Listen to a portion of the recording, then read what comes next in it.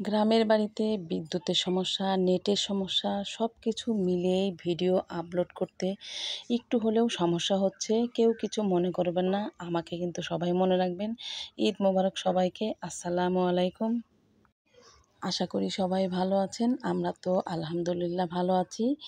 আর এটা হচ্ছে ঈদের দিন সকালের ভিডিও আপনাদের সাথে শেয়ার করছি। আর এই তো কোরবানির জায়গা। আমরা কোরবানি আমাদের এই বারান্দাতেই করব।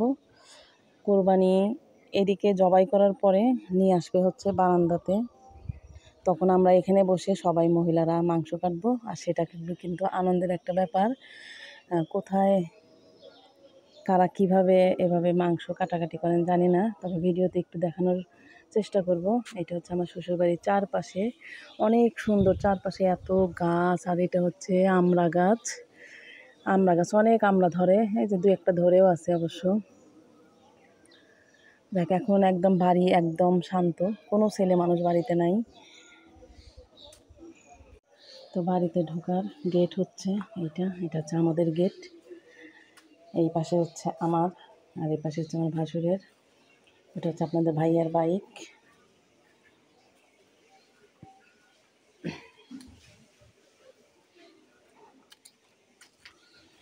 এটা হচ্ছে আমার রান্নার চুলা। এখানে আমি রান্না বাড়ি করবো, সব ওখানে গুছায় রাখছি।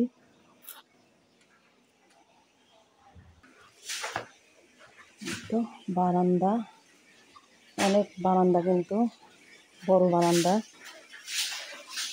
রান্নার মোটামুটি সেমাই, লাচ্চা, পায়েস সেগুলো মোটামুটি কমপ্লিট হয়ে গেছে। এখন শুধু খিচুড়ি মাংস রান্না করার পালা। কলার পাতা কেটে রাখছি। আরও এদিকে যারা বুড়ি নতুন জামা কাপড় পরে চলে আসছে আমাদের ঘরে, আর জান্নাতের সাথে দেখা করার জন্য। এটা নাকি ওর এটা পরীর জামা, এটা নাকি পরলে ওকে পরি পরি লাগে। তার অনেক কথা শুনতে ভালোই লাগে। তো যাই হোক, আর বাকি ভিডিও কিন্তু আপনাদের সাথে শেয়ার করব, আমাদের সঙ্গেই থাকবেন। এর মধ্যেই কিন্তু কোরবানি হয়ে গেছে। আমরা সবাই কিন্তু ক্যামেরার পিছনে দাঁড়িয়ে আছি। তো কোরবানি আসলে কার কার এলাকায় কিভাবে হয় জানি না। তো আমাদের এই যে ফাঁকা জায়গাটাতে সমাজে সব গরু এনে এখানে একে একে জবাই করা হয়। তো যাই হোক, যদিও মাংস কাটাকুটা দেখাবো, জানি না রেস্ট্রিকশন আসে কি না, সেই ভয় পাচ্ছিলাম। তো আমি মাংস রাখার জন্য ডিশ বাড়ির ভিতর থেকে নিয়ে আসতেছি। মাংস যেহেতু আমরা মেয়েরাও কাটবো, এটা কাটতে অনেক ভালো লাগে। আর এই তো জান্নাত থেকে ঝাড়ু আনতে বলেছে ওর আব্বু। ঈদের দিনটা আসলেই কিন্তু অনেক সুন্দর। তো অনেক আল্লাহ আল্লাহ করেছি যেন বৃষ্টি না হয়।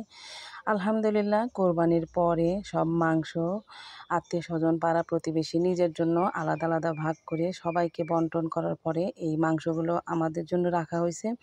এখন এগুলোকে রান্না করার জন্য চুলার পাড়ে চলে আসছি। এখন খিচুড়ি আর মাংস তুলে দিয়েছি। আসলে সকালবেলা সবাই মিষ্টি মুখ করেছে, কখন ঝাল মুখ করবে সেই জন্য সবাই অপেক্ষা করছে।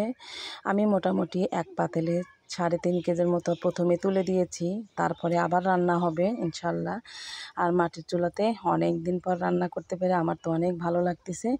এই চুলাতে রান্না করে অনেক আরাম পাওয়া যায়। এটা হচ্ছে পাইপের চুলা। এর আগেও অবশ্য আমি ভিডিওতে দেখিয়েছিলাম অনেক দিন আগে। তো যাই হোক, আমার খিচুড়িটা হয়ে গেছে। এখন দেখলাম চুলাটা যেহেতু খালি আছে, একটু পোলাও রান্না করে নিই। আর মাংসটা ততক্ষণে আমার রেডি হয়নি এখনও, যেহেতু মাংসটাকে একটু ভালো করে কষিয়ে নিতে হবে। তো মোটামুটি যত তাড়াতাড়ি রান্না করা যায় সবাইকে খাইতে দেবো, সবার অনেক ক্ষুধা লাগছে, ফাঁকে ফাঁকে সবাই খেয়ে যাবে। তারপর হচ্ছে ঈদের পরের দিন সকালে খিচুড়ি দিয়ে, নরম খিচুড়ি কিন্তু আমাদের খেতে অনেক ভালো লাগে, তার জন্য মাংস গরম করতেছিলাম। আর এটা হচ্ছে পাতলা খিচুড়ি। এই খিচুড়ি আমার শ্বশুরেরও পছন্দ, আপনাদের ভাইয়ারও অনেক পছন্দ। খাওয়া দাওয়ার পরে চলে আসলাম ভুঁড়ি কাটার জন্য। আমি ঈদের দিন বিকালে এই ভুঁড়ি জাল দিয়ে রেখেছিলাম, সারা রাত এইভাবে তেল জমে গেছে। এখন এই তেলগুলোকে হাত দিয়ে উঠিয়ে আলাদা করে নেব। আর আস্তে আস্তে একটা একটা করে ভুঁড়ি তুলে খুব সুন্দর করে পরিষ্কার করে নেব। আমি সবসময় ভুঁড়ি নিজেই কাটা বাছা করি, অন্যকে কাটতে দেই না। কারণ ভুঁড়ি কাটা আমার অন্যের তা পছন্দ হয় না। আর এক একজনের তা এক এক রকম। তো যাই হোক, মাশাআল্লাহ ভুঁড়িগুলো একদম সুন্দর ছিল, কোনো ভুঁড়ি নষ্ট হয়নি, খুব সুন্দরভাবে পরিষ্কার করা হয়েছে। তো এখন হচ্ছে এই তো ভুঁড়ি কাটতেছি আমি একা একাই, সাথে বড় মেয়েও আমাকে অনেক হেল্প করেছে। আর এগুলো তো আর ও কাটতে পারবে না, তাই আমারই কাটতে হচ্ছে। আর ক্যামেরাটা বড় মেয়ে ধরে আছে। আর আপনাদের ভাইয়া তো অন্য কাজে একটু ব্যস্ত আছে, সেও আমাকে অনেক কাজে হেল্প করেছে। কার কার ঈদ কেমন কাটলো অবশ্যই কিন্তু কমেন্ট করে জানাবেন। আমরা তো গ্রামের বাড়ি ঈদ করছি, আপনারা কে কোথায় ঈদ করছেন সেটাও জানাবেন। আর আমার এই ভুঁড়ি কাটাগুলো কেমন হচ্ছে সেটাও কিন্তু একটু কমেন্ট করবেন। এই তেলগুলো আমি ভুঁড়িগুলোর মধ্যে ভাগ ভাগ করে দেব, তাহলে রান্নার সময় ভুঁড়িগুলো অনেক মজা লাগবে আর খুব সুন্দর তুলতুলে হয়ে যাবে। কে কীভাবে ভুঁড়ি পরিষ্কার করেন জানি না। আমরা আগে ভালোভাবে ধুয়ে তারপরে নুন হলুদ দিয়ে সিদ্ধ করে নিয়েছি খুব সুন্দরভাবে। তারপরে ঠান্ডা হওয়ার পরে এই তো কেটে কেটে নিচ্ছি। আর ভিডিওটি বড় করতে চাই না, ভালো থাকবেন সবাই। আজকে এই পর্যন্তই, দেখা হবে নতুন কোনো ভিডিও বা ব্লগে। খোদা হাফেজ, আসসালামু আলাইকুম।